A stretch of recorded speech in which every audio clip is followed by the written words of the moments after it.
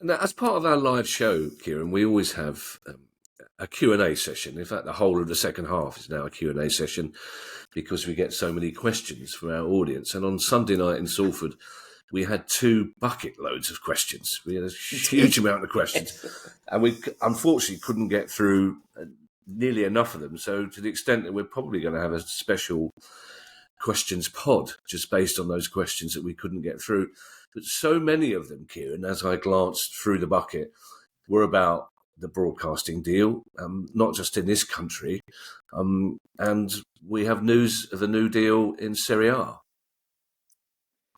Yes. I think it's fair to say that the rest of Europe is looking at the Premier League with increasing degrees of envy. Serie A have now signed a 5-year deal, and they've tried to increase the price, but they've had to take a cut. So it's a 5-year deal with DAZN and Sky Italia.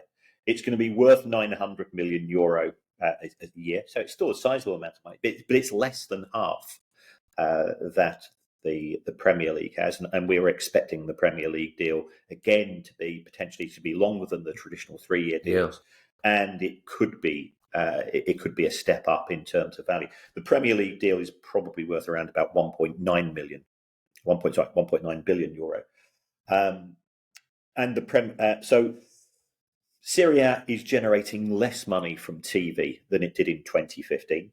The Napoli chief executive says Italian football will die unless it raises more money, but that doesn't appear the case. I think he's scaremongering a little bit, but I think his concern that you can go into a bit of a negative vortex.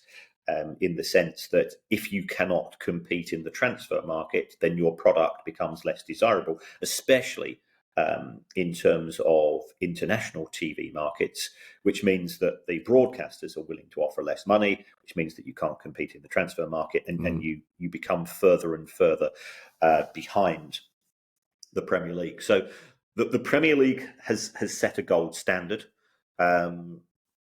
The Premier League has made some really smart decisions historically, and they are very much paying dividends these days. Because you and I, we're both old enough to remember, when Paul Gascoigne went to Serie A, we just looked there and go, the Italians know how to do it. Yeah. And then it tended to be Spanish football in the ascendancy, and the Premier League has now been in an ascendancy for probably for at least 15 years, if not a wee bit longer.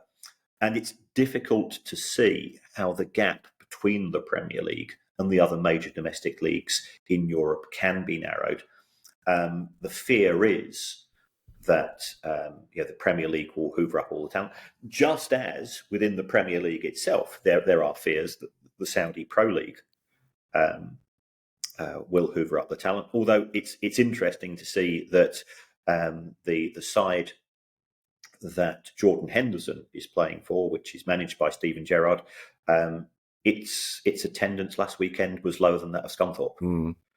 No disrespect to Scunthorpe, but the Saudi Pro League is not proving to be a success in terms of attendance. Some of the attendances there are less than 1,000, and you've got players on contracts worth millions and millions.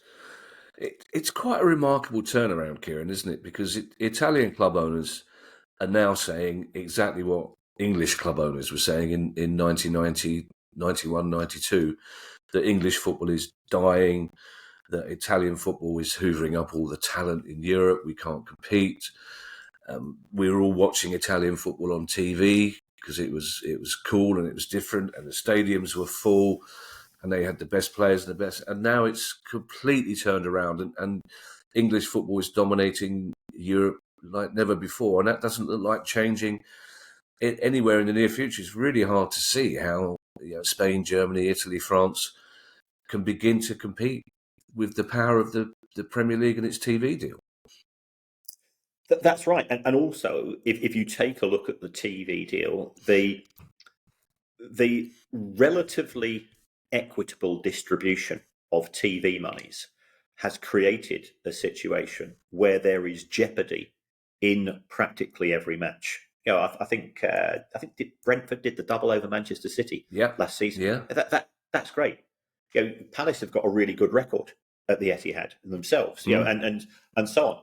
I'm not saying, but Brighton have won their last 4 league matches against Manchester United, and these are crazy things to look at, and you're not seeing that being replicated in the other European leagues, and therefore trying to persuade people to watch football matches where there's a genuine chance of an upset in a huge number of matches is something which attracts people. And if you've not got that, it's a case of by how many are Real Madrid or by how many are PSG going to win this match? And you go, well, once it gets to 2-0, let's just switch off, or let's go and watch something else. And when it comes to the international TV markets, the reason why the Premier League is so popular in Indonesia, in Korea, in Thailand, in Nigeria, and so on, is because at the start of the season, there's still a feeling, with the fact that Spurs are top of the Premier League at present, Arsenal are doing well, you've got Chelsea, Manchester United, Manchester City, Liverpool, you've actually got a Newcastle of the new kids on the block due to their investment. There is genuine competition at the elite end.